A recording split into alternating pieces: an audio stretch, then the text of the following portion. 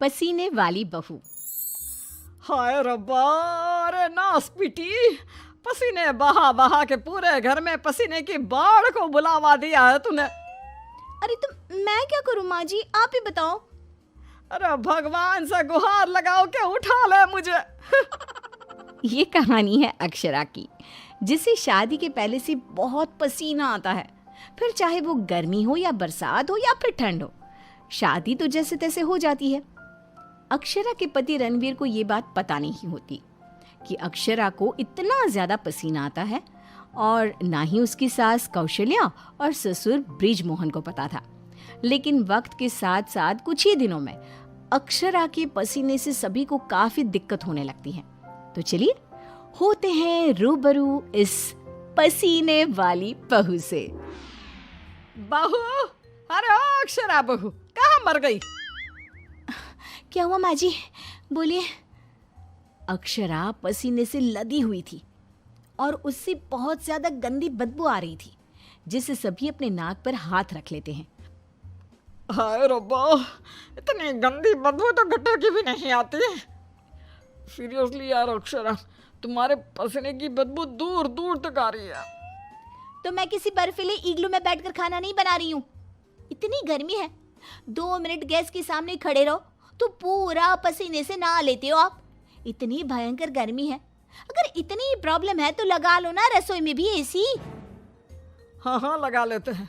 वैसे भी तेरे मायके वालों ने हमें ट्रक भर के नोटों की गड्डी जो दी है, हैं? क्या बात करती है। मैं भी चूल्हा चौका कर चुकी हूँ, लेकिन इतना पसीना मुझे तो कभी नहीं आया। ऐसे ही एक दिन कौशल्या देखती है कि खाना बनाते समय अक्षरा के माथे का पसीना टपक कर कढ़ाई में गिर रहा है।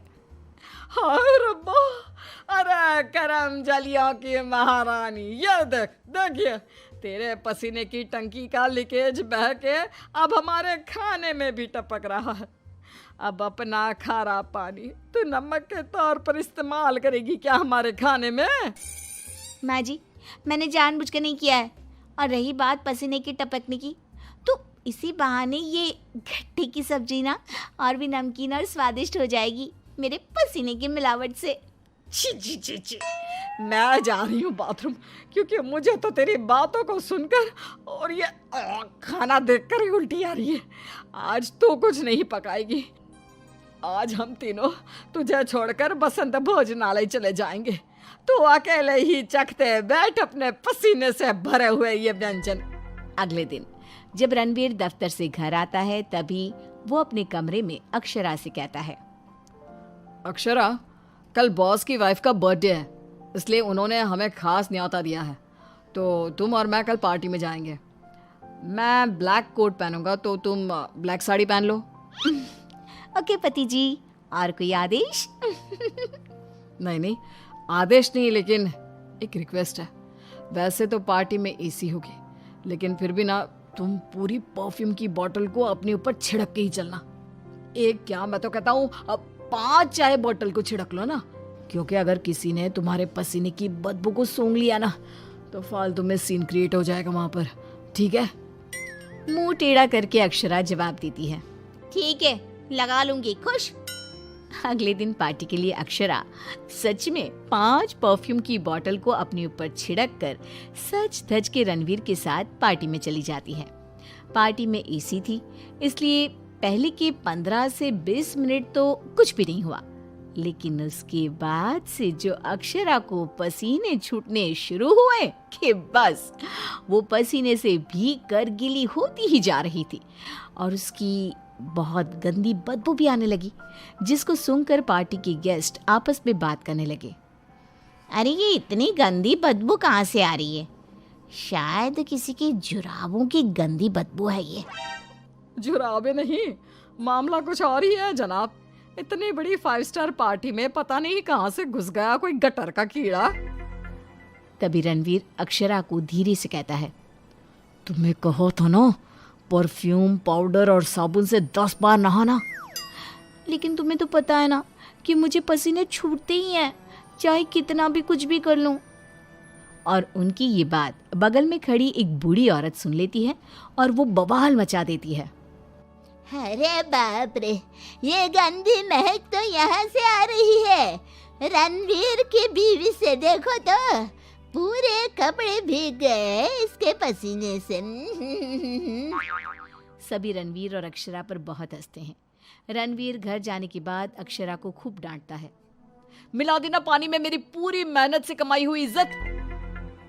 अरे अक्षरा बहू, किस मिट्टी की बनी हो तुम, जो पसीने का झरना बहता ही रहता है तुम्हारे बदन से 12 महीने और 2400 घंटे नॉन स्टॉप।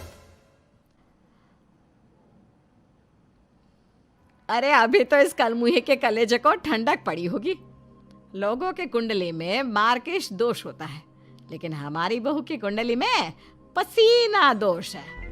अक्षरा को अपने ससुराल वालों की बातें सुनकर बहुत बुरा लगता है, लेकिन फिर भी वो कुछ नहीं कहती और अपने पसीने बहने को अपनी गलती मानकर चुप रह जाती है।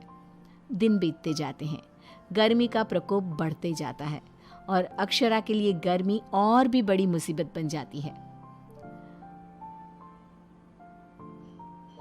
उसे पसीने से पूरे हाथ, पांव, गले, चेहरे और बदन पर घमौरियां आ जाती है, जिसके कारण उसे खूब जलन महसूस होती है। बहुत जलन हो रही है। माँ जी ने एसी का रिमोट भी छुपा के रखा है, इसलिए ताकि मैं एसी ना लगाऊं और बिजली का बिल बच जाए। मम्मी जी, बहुत आग लग रही है। अक्षरा जाकर बाल्टी भर पानी अपने आप पर डाल देती है, तब जाके उसे थोड़ी सी राहत मिलती है। अक्षरा के पसीने से तंग आकर कौशल्या अब दिन रात घर में अगरबत्ती और अरोमा कैंडल जलाती। अच्छा हुआ जो रणवीर ने ये खुशबू वाली मोमबत्तियां ला कर दी, इनसे हर जगह अच्छी महक आ रही है।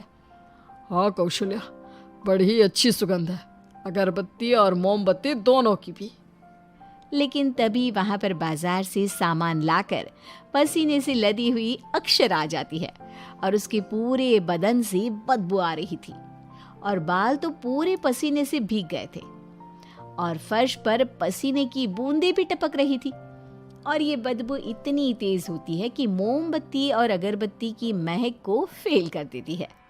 हाय रब्बा, आ गई करम जली। इसके बदन के पसीने ने तो इतनी महंगी सुगंध वाली मोमबत्ती और अगरबत्ती के खुशबू के दांत भी खट्टे कर दिए। बाहर इतनी भीषण गर्मी है मम्मी जी, ऐसा लग रहा है मानो हम किसी ओवन में बंद हो गए हो और केक की तरह बेक हो रहे हो। उफ। दिन ब दिन अक्षरा का पसीना दुश्वार कर देता है सबका जीना। कभी वो सोते समय पूरे बेड के साथ साथ साइड में रखे हुए रणवीर की इम्पोर्टेंट फाइल्स को अपने पसीने से भिगा देती, तो कभी वो गर्मी से अपने बालों में हुए जुओं को गलती से खाने में मिला देती। हाय रब्बा, आज तो हद ही हो गई, खाने में जुए। अक्षरा बस बहुत हुआ, अब और नहीं। अब तुम सीधा अपना बैग पैक करो और अपने मायके शिफ्ट हो जाओ। बिल्कुल सही कह रहा है रणवीर, हमें नहीं चाहिए ऐसी पसीने वाली बहू। अक्षरा रोने लगती है और कहती है, ठीक है मैं चली जाती हूँ, फिर कभी इस घर की दहलीज पार नहीं करूंगी, बाय। अक्षरा रोंदी सूरत लिए घर से निकल जाती है। शाम में जब रणवीर अक्षरा के मायके फोन लगाता है, तब उसे पता चलता है कि अक्षरा तो अब तक घर गई ही नहीं। इस बात को सुनकर रणवीर, कौशल्या और ब्रिजमोहन तीनों डर जाते हैं और चिंताग्रस्त हो जाते हैं। हायो रब्बा, अब कहाँ ढूंढे हम अक्षरा बहू को। मुझे एक जगह पता है मम्मी, जब भी अक्षरा का मूड ऑफ होता है तो वो वहीं पर जाकर बैठती है। रणवीर, कौशल्या और ब्रिजमोहन तीनों एक नदी के किनारे जाते हैं, जहां रात के अंधेरे में अक्षरा नदी की साइड की बेंच पर बैठे हुए बिलख बिलख कर रो रही थी। रणवीर तुरंत जाकर अक्षरा के गले लग जाता है और उससे तीनों माफी मांगते हैं। अक्षरा, हमें माफ कर दो, तुम्हें पसीना आना नेचुरल है, लेकिन तुम जानबूझकर नहीं करती हो ये, और हमने तुम्हें गुस्से में क्या क्या नहीं कहा। हाँ अक्षरा बहू, प्लीज माफ कर दे बेटा। तेरे इस पसीने को ना मैं यूं मिनटों में चुटकी बजाकर आयुर्वेदिक और घरेलू उपायों से भगा दूंगी, तू देखना बेटा। हाँ, और अगर उससे भी ना होए तो मेरे पहचान में मेरा एक डॉक्टर दोस्त है, तुम्हारे इस पसीने की तकलीफ का हम सब मिलकर डट कर सामना करेंगे। Thank you. देर से ही सही आप लोगों को मेरा दर्द समझ में तो आया। मैं बहुत लकी हूँ कि मुझे आप जैसे ससुराल वाले मिले। इस तरह ससुराल वाले आयुर्वेदिक उपायों से अक्षरा के पसीने की तकलीफ को मिटा देते हैं और अब उसे मामूली पसीना ही आता है और वो एक सुखी और चैन भरी जिंदगी बिताने लगती है।